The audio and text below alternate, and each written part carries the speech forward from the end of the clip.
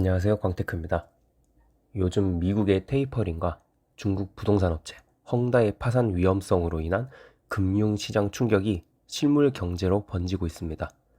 코로나19가 아직 끝나지 않아 글로벌 공급망 상황도 안 좋은 데다 중국의 전력난에 따른 공장 가동 중단, 반도체 공급 부족 등 여러 가지 악재로 경제가 불안합니다. 게다가 원자재 가격이 급등하여 물가 상승으로 인한 성장 둔화로 인해 스태그플레이션에 대한 우려가 일부 제기되고 있습니다. 현재 경제 여건상 석유 파동 때만큼의 스태그플레이션이 될 가능성이 작지만 만약 스태그플레이션이 온다면 부동산 가격이 어떻게 될지 궁금하신 분이 많을 겁니다. 그래서 스태그플레이션과 부동산 전망에 대해 알아보도록 하겠습니다. 우선 스태그플레이션 의미에 대해 알아야겠죠. 스태그플레이션이란 스태그네이션과 인플레이션의 합성어로 경기 침체로 인한 높은 실업률과 높은 물가 상승률이 공존하고 있는 상태입니다. 여기서 높은 물가 상승률이란 폭등을 의미합니다. 전 세계적인 스태그플레이션은 1970년대 초중반과 1980년을 전후해서 발생하였으며 1980년대 중반 이후는 진정되는 양상을 보였습니다. 경제에 조금이라도 관심을 가진 분들은 스태그플레이션을 생각하면 대부분 1차, 2차에 거친 석유 파동 때문에 생겼다고 생각하는 경우가 많습니다. 사실 석유 파동은 부차적이고 실질적 이유는 다릅니다. 경제 대공황 이후 경제 성장을 위해 케인스식 경제 모델을 기반으로 한 과다한 경제 확장 정책을 사용하였죠. 게다가 베트남 전쟁을 하며 엄청난 전쟁 비용을 지급하여 통화량을 기하급수적으로 늘렸습니다. 이렇게 늘어난 통화량이 물가 상승 압력을 가하게 된 상황에서 세계적인 농산물 흉작 등이 겹쳐 발생하였죠. 더군다나 정치적인 이유로 석유 파동 사건까지 발생하니 원자재 가격이 말 그대로 폭등이 일어났습니다. 이에 따라 물가 및 임금 상승, 조세 부담 확대 등이 복합적으로 작용하여 스태그플레이션이 발생하였습니다. 간단히 스태그플레이션이 생기는 원리에 대해 알아보도록 하죠. 원자재 비용 인상으로 인한 인플레이션 때문에 제품 가격이 상승하게 되고 제품 가격이 상승하니 제품 수요가 감소하게 됩니다. 제품 수요가 감소하게 되니 제품 생산이 감소하게 되는 것이고요. 이렇게 제품 생산이 감소하게 되면 수요와 가격 곡선 그래프를 통해 알 수 있듯이 기업이 생산량을 줄이면 공급 곡선이 왼쪽으로 이동하게 됩니다. 그러면 수요선과 공급선이 만나는 지점이 왼쪽으로 이동하게 됩니다. 그러면 물가는 상승하고 고용률이 하락해 실업이 증가를 하게 되는 것이죠. 그래프 말고 과정으로 이해해 보도록 하죠. 제품 생산이 감소하게 되면 가격이 상승하고 실업이 증가합니다. 그러면 수입이 줄어들어 소비가 감소하게 되고 소비가 감소하게 되면 경기가 침체한 상황이 발생하게 됩니다. 또한 제품 생산이 감소하게 되면 조금 전에 말했듯이 가격 상승이 일어나고 이는 곧 인플레이션을 만듭니다. 이렇게 경기 침체와 인플레이션이 같이 일어나는 스태그플레이션이 생기는 겁니다. 이렇게 발생한 스태그플레이션은 물가 상승으로 인해 소비가 감소하고 소비 감소는 곧 수요 감소로 이어져 생산 감소로 이어지게 됩니다. 생산 감소는 기업들의 이익이 줄어들어 고용 감소로 이어지게 되죠. 고용 감소는 다시 소비 감소로 이어지는 경제 악순환이 완성됩니다. 만약 이러한 과정으로 스태그플레이션이 발생했다고 가정하였을 경우 부동산은 어떻게 될까요? 인플레이션으로 인해 부동산 가격이 더 상승할까요? 아니면 경기 침체로 부동산 가격이 하락할까요? 미래를 알 수 없으니 가장 좋은 방법은 과거의 비슷한 사례를 보는 겁니다. 투자를 할 때 옛것을 익히고 그것을 미루어서 새것을 아는 온고지신의 태도가 중요하죠. 역사는 계속 반복되는 특징이 있기에 정말 중요합니다. 대표적인 스태그플레이션 사례인 1차 석유 파동 때와 2차 석유 파동 때 경제 성장률과 금리 및 부동산 가격이 어떻게 됐는지를 보면 되겠죠. 먼저 미국의 사례를 보도록 하겠습니다. 미국도 국제 유가 급등 등으로 두 차례의 스태그플레이션을 경험하였죠. 1차 석유 파동으로 인하여 소비자 물가가 1974년 11.0%, 1975년 9.1%로 급등하였고 경제 성장률은 1973년 5.8%에서 1974년에서 1975년에는 마이너스 성장을 겪었습니다. 2차 석유 파동 당시에는 1979년 3.2%였던 경제 성장률이 1980년에는 마이너스 0.2%로 하락하였으며 소비자 물가 상승률은 10%를 웃돌았습니다. 물가 상승률은 높고 경제 성장률은 낮은 전형적인 스태그플레이션 상황임을 알 수 있습니다. 금리의 상황을 보면 석유 파동 1차, 2차 때 경기 침체를 겪고 있음에도 불구하고 금리를 인상하는 걸 알 수 있습니다.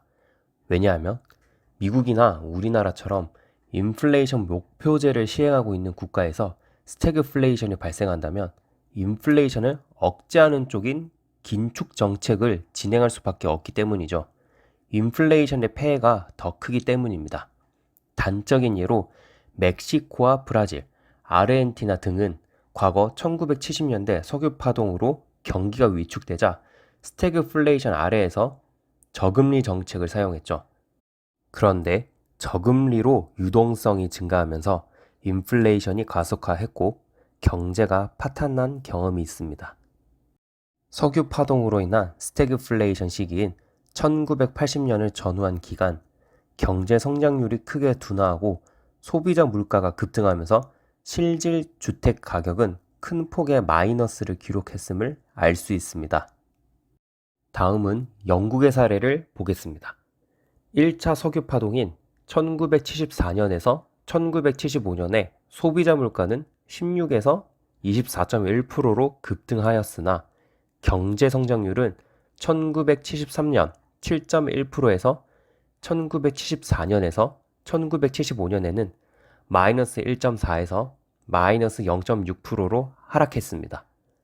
2차 석유 파동 당시에는 경제 성장률이 1980년에서 1981년 동안 마이너스 2.1에서 마이너스 1.5%로 하락하였으며 소비자 물가는 18.0%로 큰 폭 상승하였죠.